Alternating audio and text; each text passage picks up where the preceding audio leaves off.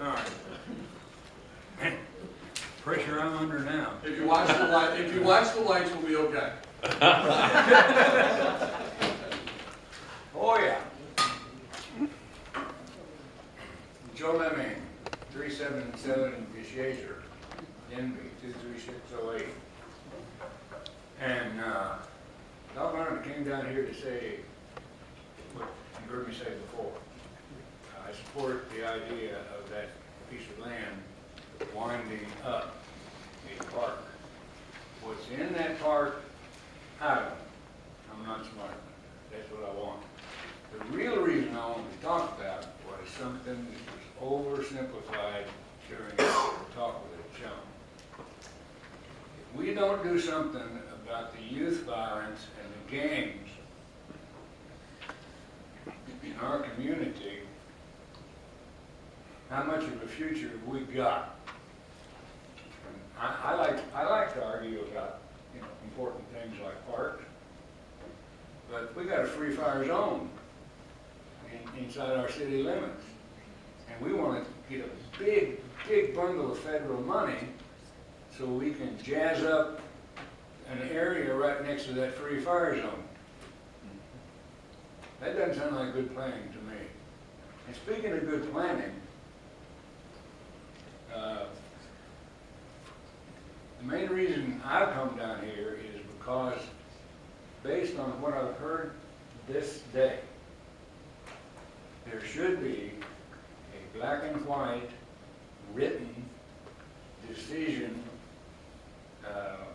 record of which city council it was and which one of this body changed the 2008 framework for the future before the end of the year 2008. Other members of the mob have asked that they be provided with that information. Who made that decision to change what was handed to them by the citizens' volunteer groups? And oh, by the way, if I remember correctly, the red hatch-marked photo showed up on the website before the title, Understudy. Understudy followed the red hatch marks. Then after the red hatch marks and the understudy, we come up with a POA. Didn't like that either. So let's expand a great idea like the POA. And now we got 9 POAs all up and down Warwick and Jefferson, doing the same thing we've done all along. And the timing on this particular study, we were first given information about changes in November, December, time frame of 2013, January, February 2014, when the committee started its work. And the changes were there on that photo. And inside the written part, the narrative, there was some pretty dynamic changes about what was going to be done with that land. And that's not what Planning District 3 turned in when it was over. And the reason I remember that, you see here, I was in Planning District 3 for 2, the first one and the last one. Now, my memory's shot because I'm a dirty old man, 78 years old. I do remember what that was saying. And what it was saying was park, park, park. And so all this tap dancing around about showing that we're doing the right thing and that we're all being legal has come like dominoes falling. Excuse me.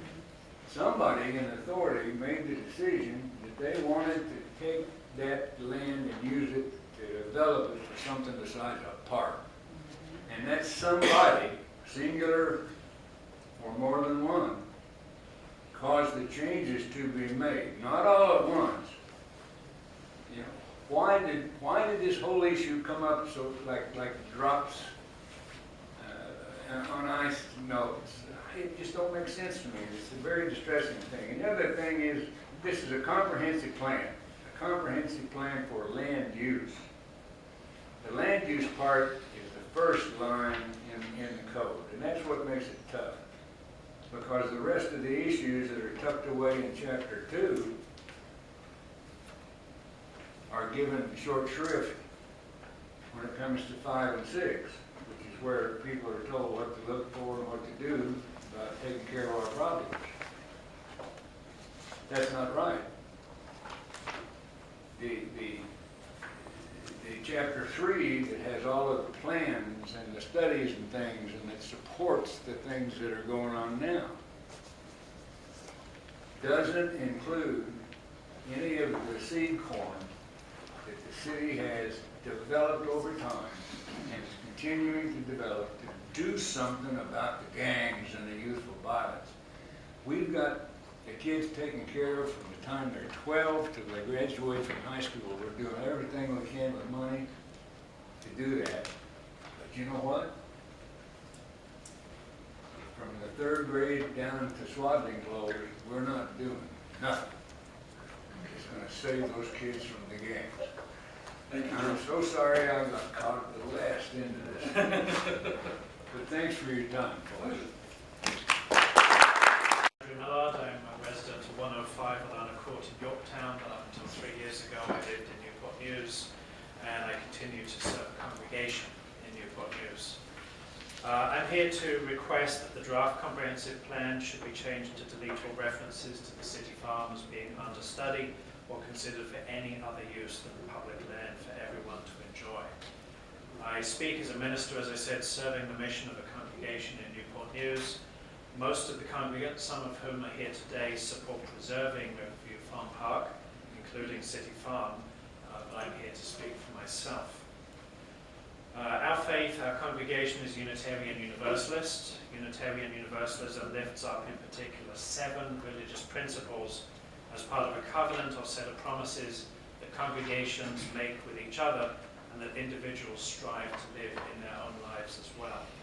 Though these 7 principles are specific to Unitarian Universalism, there's little in them with which most reasonable people disagree, and I speak from experience, having worked with many interfaith colleagues in seminary as well as serving congregations here on the peninsula. In this case, our 7th principle is most obviously applicable. That one is affirming and promoting respect for the interdependent web of all existence, of which we are all a part. So preserving irreplaceable green space makes sense. Another applicable principle is the 5th, the right of conscience and the use of the democratic process within our congregations and in society at large. I understand, as the previous speakers have mentioned, that there are serious questions about how the understudy designation was made, not to mention how the brick barn came to be demolished without any citizen input or a recorded vote. And maybe that's why most of the people on this side of the room do not trust the understudy designation. Finally, there is our 2nd principle, justice, equity, and compassion in human relations.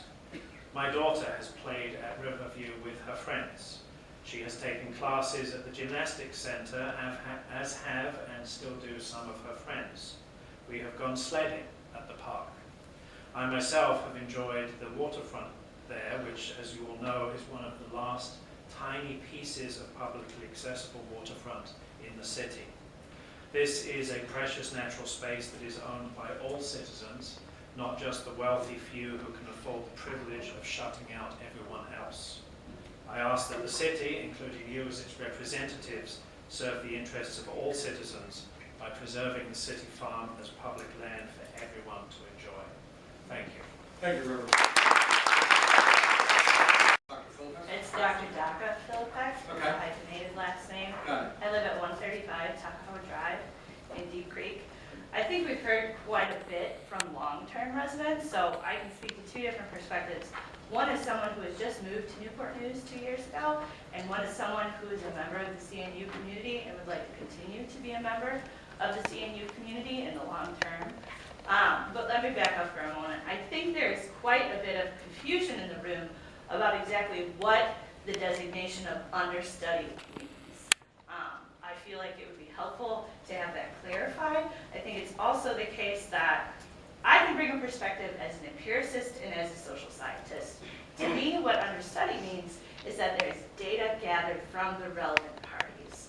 It's also my understanding that for many decades, this land has been designated a public resource. Therefore, it seems to me that the most important party, right, to be surveying this empirical data from would be the public. And yet there are many members of the public here today, seemingly the most important and powerful voices in the community for preservation of this land, right, as a public resource, and as a public resource that's designated a park, that don't feel like the data from them is entering into the decision-making process in the way they'd like to see it happening, and concern about the uncertainty of this term, and a desire to have that term removed from the long-term plan.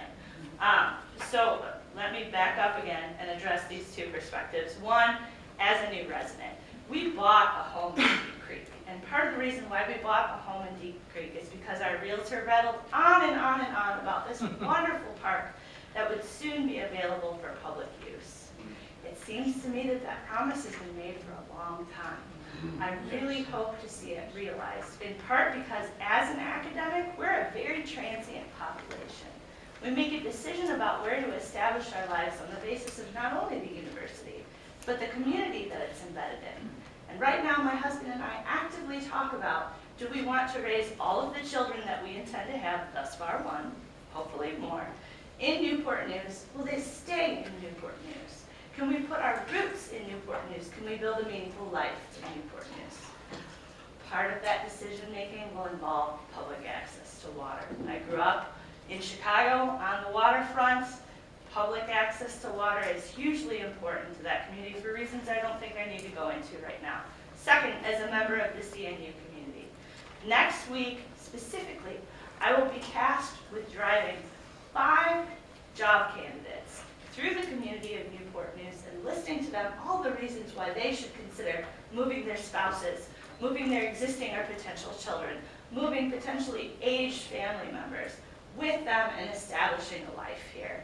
It would be so wonderful for me to be able to drive them through that park and promise them, right, this would be a part of your future in Newport News. That's all I've got. Thank you very much.